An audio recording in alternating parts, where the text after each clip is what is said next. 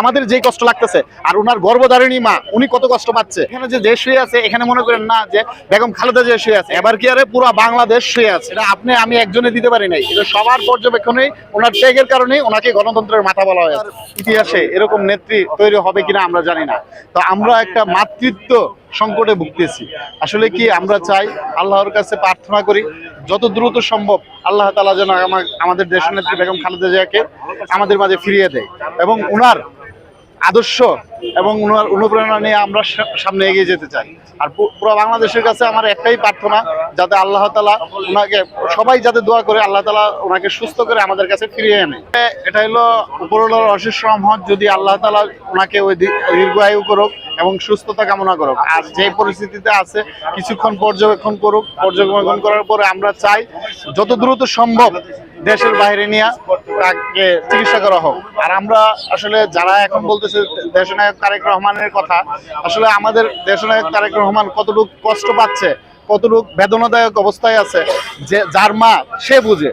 আসলে আমরা যেহেতু দেশের জনগণ হিসাবে এবং ওনার আদর্শ মতাদর্শ বিশ্বাস করি বিদায় আজকে আমাদের যেই কষ্ট লাগতেছে আর ওনার গর্ভধারিণী মা উনি কত কষ্ট পাচ্ছে প্রবাসে থাইকা, উনি আসার জন্য ব্যাকুল হয়ে আছে। কিন্তু আসলে কি কিছু বাধাগ্রস্ত কিছু তো আছে বাধা দেওয়ার মতো। তাই আল্লাহ তাআলা যদি আমাদের নেত্রীকে বাইরে পাঠায়, ওনার সাথে সব যত দ্রুত সম্ভব দেখা সাক্ষাৎ হবে। আর যদি না হয় আমাদের দেশনায়ক তারেক রহমান অতি দ্রুত দেশে ফিরে আসবে ইনশাল্লাহ, এটা আমি বিশ্বাস করি। আমরা কোন দেশে এটা বেরি করে না, চিকিৎসাটা যেই দেশে ভালো হবে এখানে অনেক লোক আছে পর্যবেক্ষণ করে ওই দেশে আমাদের দেশমাতা খালেদা জিয়াকে নেওয়া হোক। আমরা চাই গণতন্ত্র বেঁচে থাকুক এবং আপসের নেত্রী যদি আমাদের মাঝে ফিরে আসে। এখানে যে দেশ শুয়ে আছে এখানে মনে করেন না যে বেগম খালেদা জিয়া শুয়ে আছে, এখানে বাংলাদেশ শুয়ে আছে।